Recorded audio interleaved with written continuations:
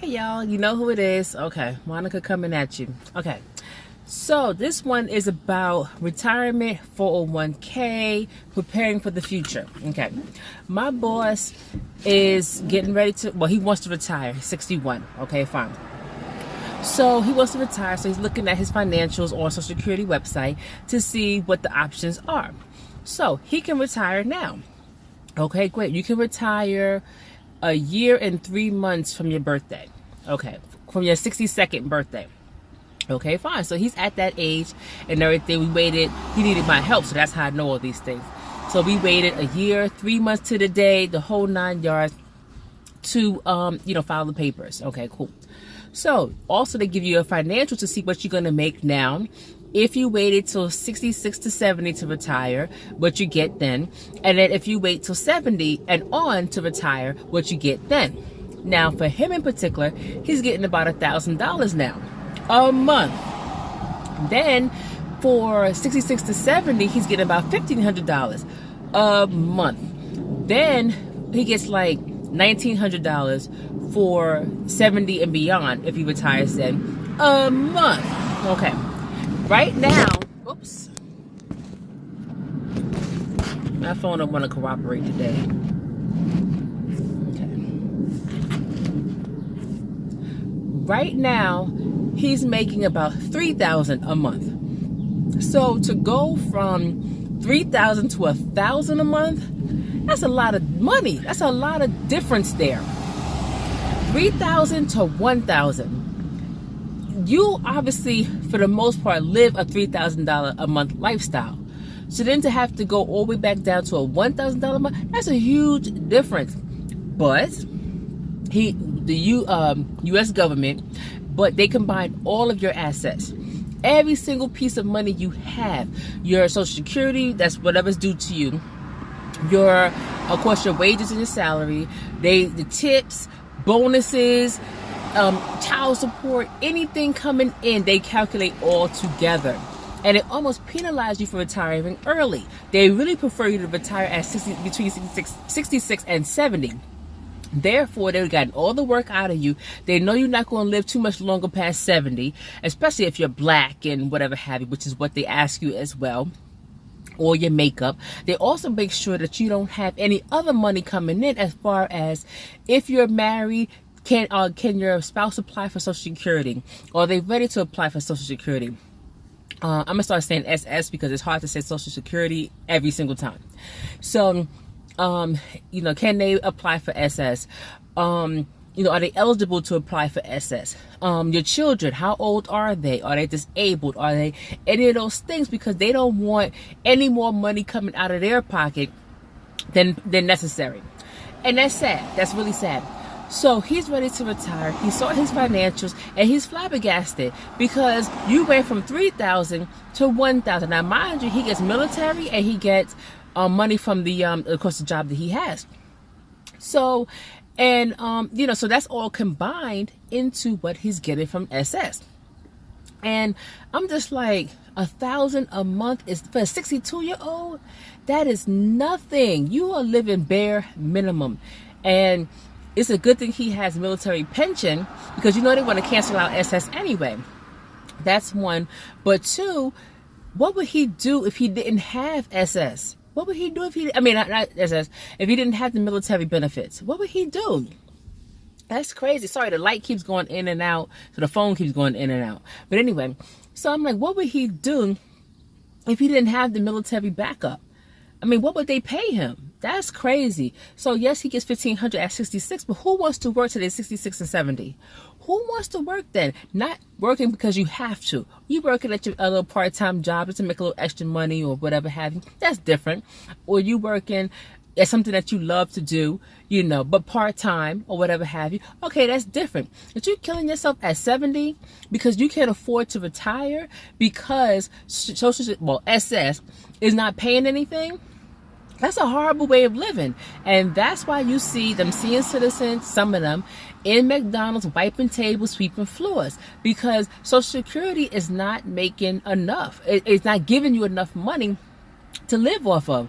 And I'm just like, these poor people out here, me included, even though I'm not retirement age, but it affects everybody. Then, or you have the other population of senior citizens who can't work. Maybe they're disabled or they're too old or whatever. And, they barely living. They barely have enough money to do anything with. So they're eating canned food all the time. They're eating canned tuna, cat food even.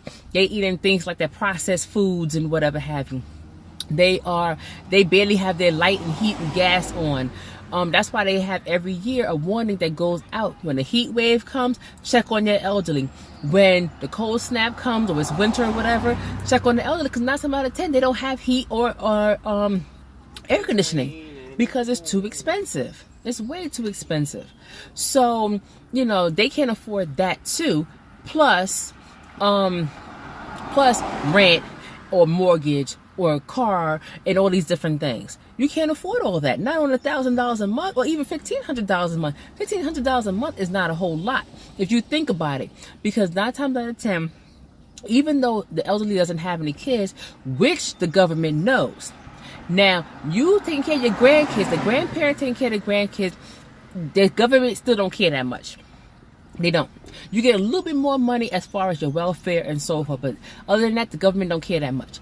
If you claim, hey government, I live by myself, I'm a senior citizen, I need help, woo, woo, woo, they're not giving you that much. The reason why is because you're a single person, so they feel like, you go out and get a job, or you don't need that much, or da da da. Okay, great, but mortgage, gas, heat, light, land tax, school tax, whatever it is, all that stuff adds up. So forget if you have any medical bills, forget if you need medication and things like that, forget if you have somebody to take care of, grandkids, da da da. I mean, it's sad how the country treats the elderly. The country treats kids better than the elderly.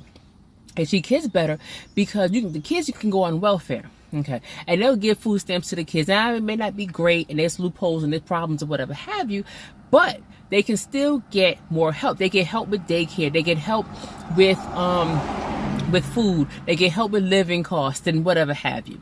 The elderly, they don't get much of anything because they have no kids and they're single people or they're a couple, either or, and they look at them as if you can go out there and work, or you can do something else, or you don't need that much. And that's sad. That is truly sad. So this is my PSA to you, and to me too, because it was a wake-up call for me. My PSA to you have multiple streams of income. Multiple streams of income coming in. And I don't necessarily mean work. I mean as far as you got your Social Security, you got your 401k, you got maybe 2 401k, because I'm having 2 401ks. One through the job because the job matches your 401k. And another one separate, Fidelity or whoever else, separate. So because if you lose that job or whatever have you, then that match is gone. Yes, whatever you put in it, you can transfer to the next job, but the match is gone. So it's basically you starting all over again, especially if you're not putting in much. But also highly increase your investment in your 401ks. So instead of giving the standard $10, $15 or whatever, or even $100 a paycheck, try to up it some. So you can have more at the end, especially if you're in that 40-ish range. Definitely, because technically you only have 20 years to work, 20 more years to work until retirement, technically, of course. So you want to make sure you have at least a couple of $100,000, if possible, in your 401k. If not, then at least, a couple of, good $1,000, $20,000, $30,000, something in your 401k, because there's no money anywhere else.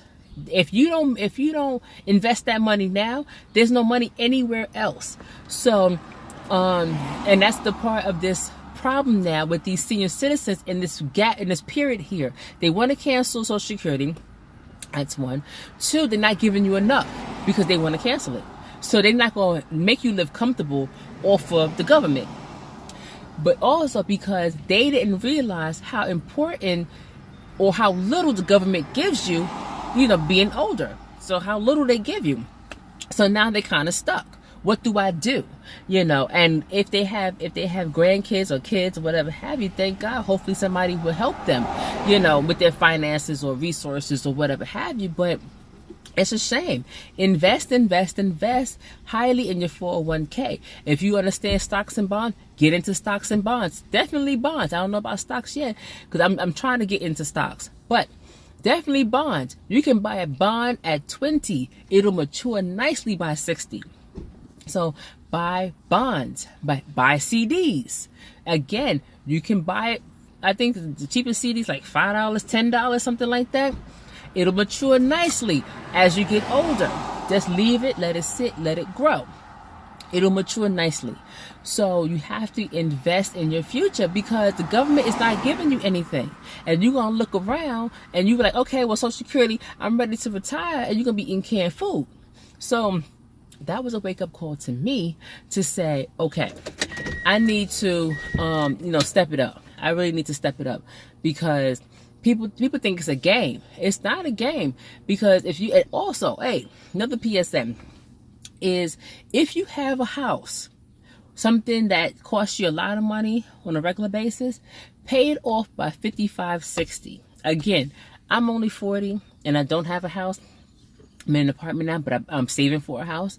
But have a plan to pay that off because you don't want to be retirement age still paying mortgage, especially if you're relying on one or two incomes, especially because that is not going to cut it. Your mortgage, let's say, is $800, let's say, and that's even for a cheap house. Let's say $800 to $1,500 is your mortgage. Okay, fine. If your check is only $1,500 a month from Social Security, where's the rest of that coming from? And mortgages only include the shelter that you're living, not the land tax, not the school tax, not the heat, not the hot water, not the food on your table, not the gas in your car, nothing. So where's the rest of that money coming from? Pay off, and most people say, oh yeah, I paid off by 60. Okay, but then you refinance, and then you refinance, and then you refinance, and you're looking around, you're 60, with another 20-year mortgage or 10-year mortgage. That's a long time to be paying off a house.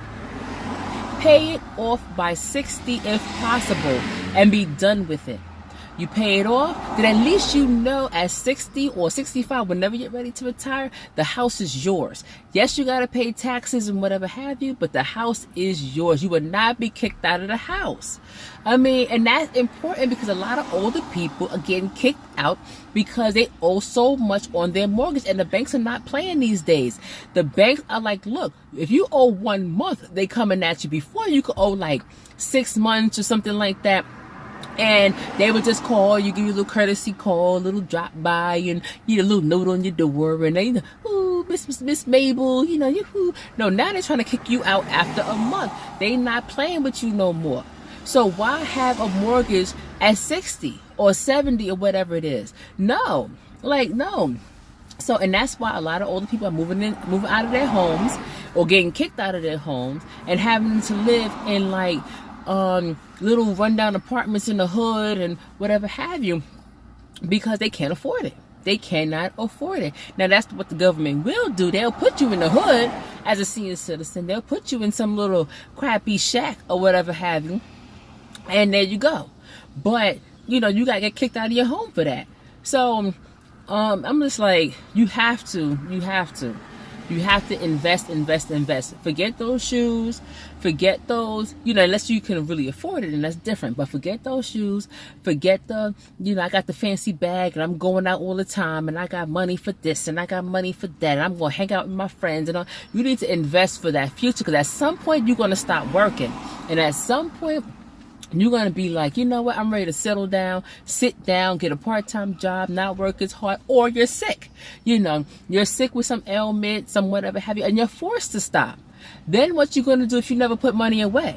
What you going to do if you never invested in stocks and bonds and retirements and whatever have you? What you going to do then? Because, tell you the truth, he makes about 40 grand a year now.